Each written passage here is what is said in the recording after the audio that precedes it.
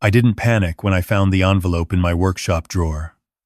I just stood there, holding it, feeling the weight of what my daughter thought she'd hidden from me. The envelope was thick. Legal documents, by the feel of it. I set down my coffee mug on the workbench, the same bench where I'd taught Emily how to sand wood when she was 7. My hands were steady as I opened it. Power of attorney forms, already filled out, my signature forged at the bottom. I heard footsteps on the gravel driveway outside. Emily's car. I slid the envelope back exactly where I'd found it, behind the box of wood stain, and picked up my sanding block. When she walked into the workshop, I was focused on the chair leg I'd been restoring all week. "Morning, Dad."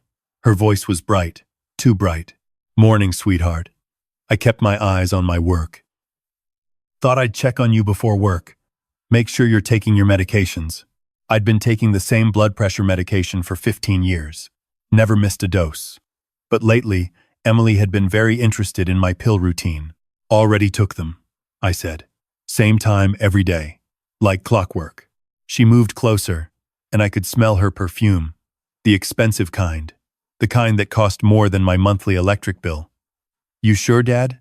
Your memory's been a little fuzzy lately." My memory was fine. Better than fine. I remembered every conversation, every small lie she'd been telling for the past 3 months. "I'm sure," I said, finally looking up at her. "How's Marcus? Haven't seen my grandson in weeks." Something flickered across her face. "He's fine. Busy with school." Marcus was 5. How busy could kindergarten be? "Bring him by this weekend," I said. "I'm finishing this rocking chair for him." "Maybe. We'll see." She was already backing toward the door. "I've got to run. Big meeting." "But Dad, we need to talk soon. About your living situation." "My living situation is fine. You're 72. Living alone in this big house. It's not safe. I'd lived in this house for 45 years. Raised Emily here after her mother died. Built half of it with my own hands. Safe enough for all that time, but now suddenly dangerous? I'll think about it," I said, knowing I wouldn't. After she left, I waited 20 minutes. Then I went back to the drawer, photographed every page of those documents with my phone, the ones Emily had hidden, the ones that would give her control of everything. My house, my savings, my disability benefits from the plant accident 30 years ago. I noticed something else in the drawer, a small bottle pushed way back. I pulled it out. Prescription bottle, Emily's name on the label. Diazepam. Anti-anxiety medication. But the pills inside didn't look right. I took one out, held it up to the light. Then I took one of my blood pressure pills from my pocket. They looked identical.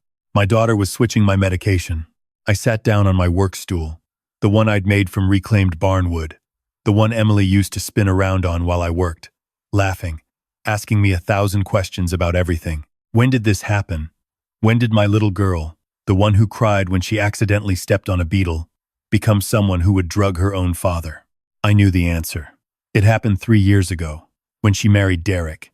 Derek with his expensive suits and luxury car and mountain of debt I wasn't supposed to know about. Derek who looked at my house like he was calculating square footage. I heard it clearly then, even though they weren't here. Emily's voice from 2 weeks ago, when she didn't know I was in the hallway outside the kitchen. "Once the dementia progresses enough, we can move him to memory care. The house will sell for at least $600,000. Derek's response. "And the disability settlement? The one he got from the plant?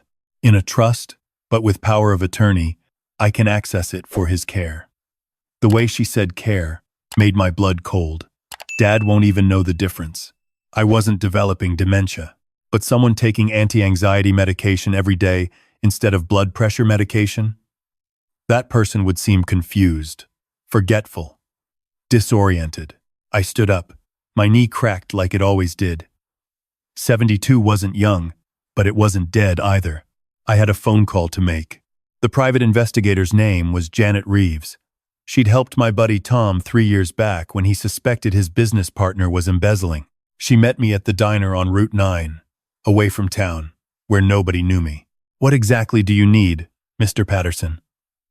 She was about 50, practical looking, with sharp eyes. I slid the envelope across the table.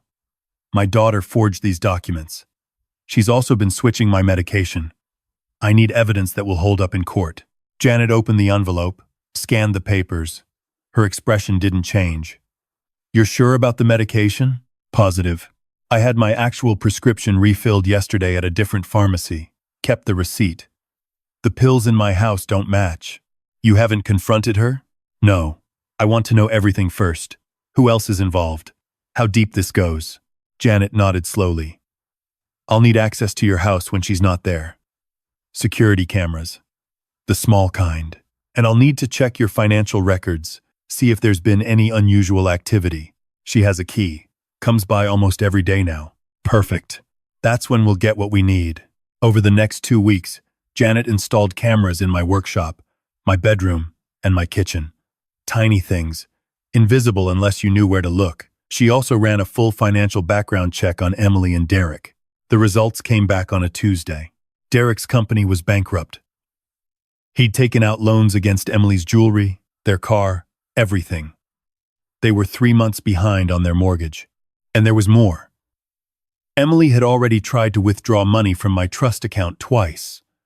The bank had flagged it, but hadn't notified me because she'd claimed she was helping manage my affairs.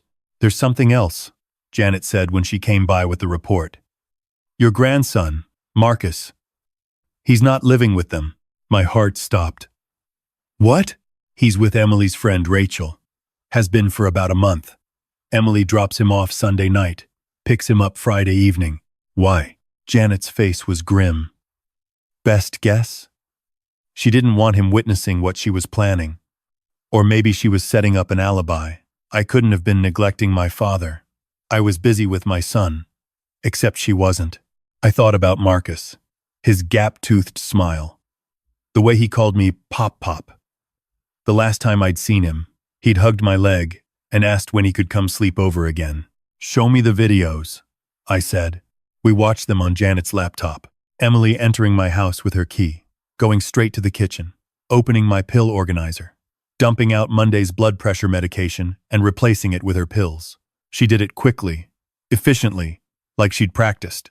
Then she went to my office, tried my desk drawer, locked.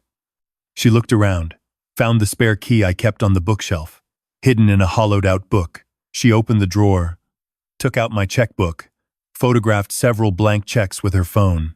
The next video was Derek. He came by on a Thursday afternoon when Emily had told me she couldn't visit because of work.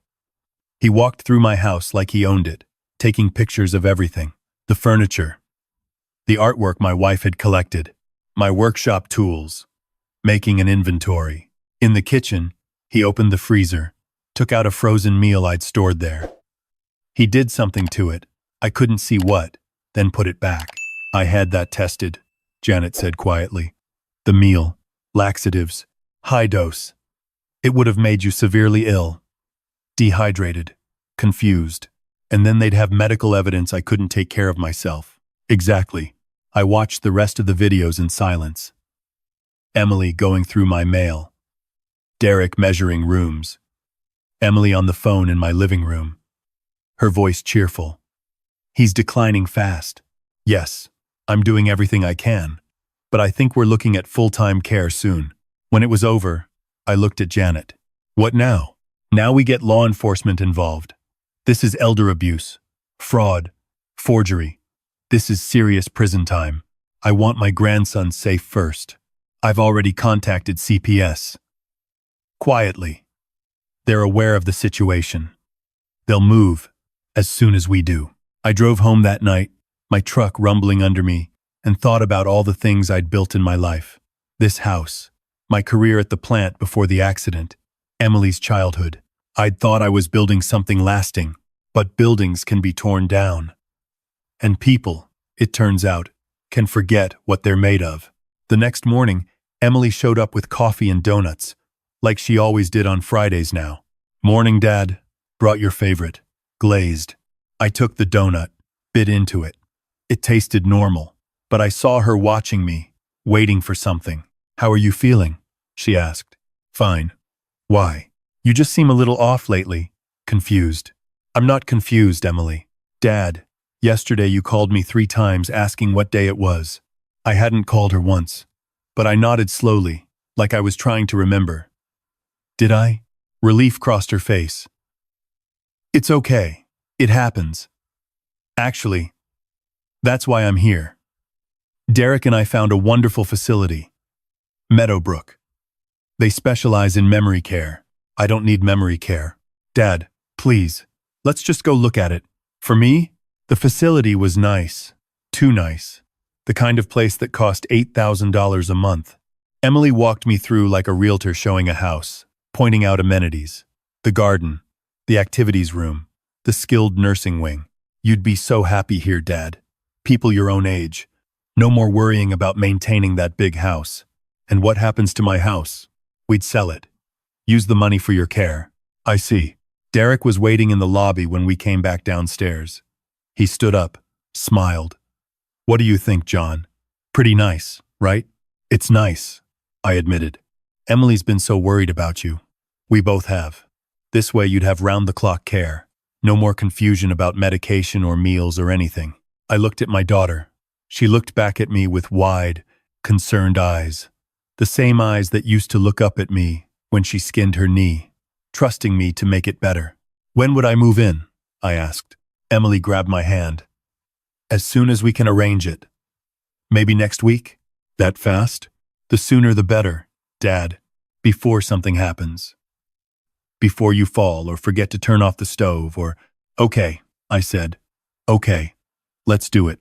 Her smile was radiant, genuine, like I'd just given her the best gift in the world. Derek clapped me on the shoulder. You're making the right choice, John. Really. That night, I called Janet. Tomorrow. We move tomorrow. You sure? They're moving me into memory care next week. Once I'm in there, I'll have no legal standing. They'll have power of attorney, control of everything, and I'll be the confused old man who can't be trusted. I'll make the calls. I couldn't sleep.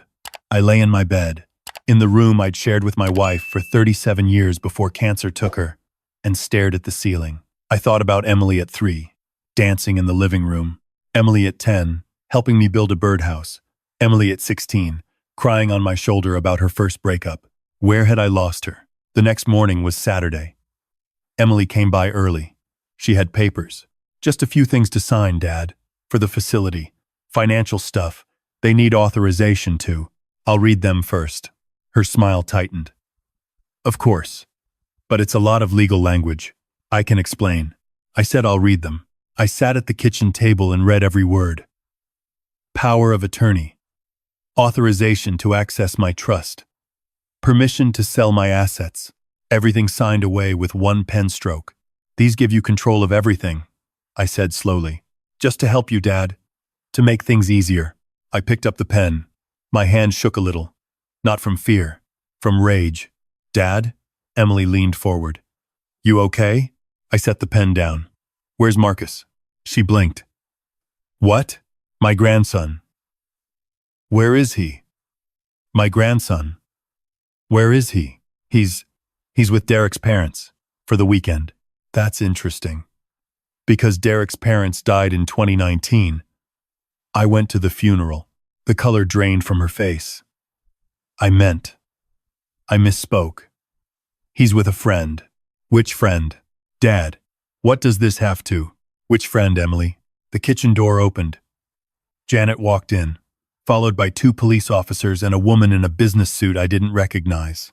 Emily stood up so fast her chair fell over.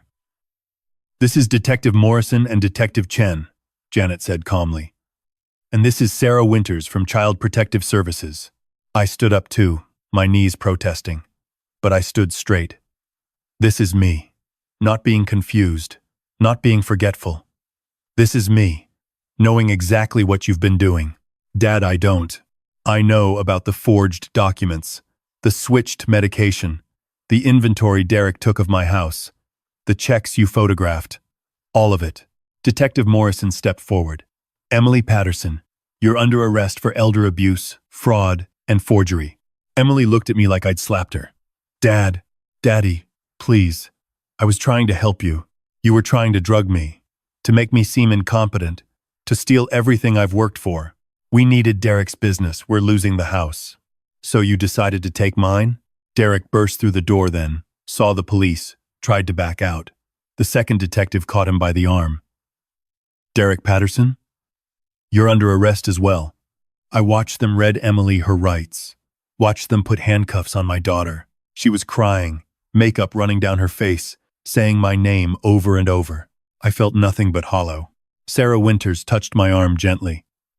Mr. Patterson, we have Marcus. He's safe.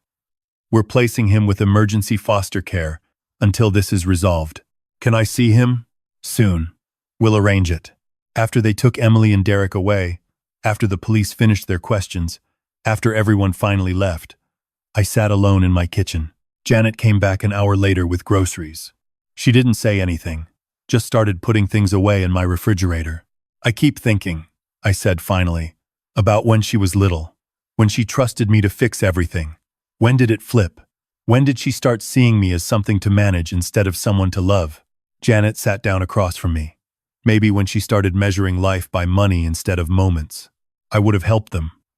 If they'd just asked. If they'd been honest. I know. I didn't want this. I wanted. My voice cracked. I stopped. Janet pushed a cup of coffee across the table. You wanted your daughter back. But John, she made her choice, and you made yours. You protected yourself. That's not wrong. The trial took 6 months. Emily pleaded guilty to avoid prison time, got 5 years probation and a felony record. Derek got 2 years in minimum security. The forged documents were invalidated. My accounts were frozen and then released back to me. Marcus stayed with Rachel, Emily's friend, the one who'd been caring for him. She petitioned for guardianship. I supported it. She was good to him, and he was happy there. I see Marcus twice a week now. We build things in my workshop. He asks questions, his small hands trying to hold tools too big for him. Last week he made a pencil holder for his new bedroom. Is Mommy coming back, Pop? He asked while we were sanding. Someday, when she's ready. Do you miss her? I thought about that. I miss who she used to be. He nodded like that made sense. Maybe at 5. It does. Emily writes me letters from her court-mandated counseling, apologizing, explaining, begging for forgiveness. I read them all. I haven't responded yet. Maybe someday I will. Maybe someday she'll find her way back to the girl who danced in my living room and cried over Beatles. But that's her journey now, not mine. I rebuilt the rocking chair I'd been making for Marcus. Made it stronger this time. Better joints. More careful with the details. He rocks in it every time he visits, his feet not quite touching the floor, telling me about kindergarten and his new friend and the stray cat Rachel is letting him feed. Pop, he said last Tuesday, mid-rock. I love you. I love you too, kiddo. And in that moment, in my workshop with my grandson safe and happy, I realized something. You can't always protect the things you build. But you can protect the people you love, even if sometimes that means protecting them from each other. Even if sometimes that means protecting yourself from them. I pick up my sanding block and get back to work. There's a toy chest I'm making for Marcus's birthday. Oak and hickory, built to last generations. Because that's what I do. I build things. And this time, I'm building something that can't be taken away.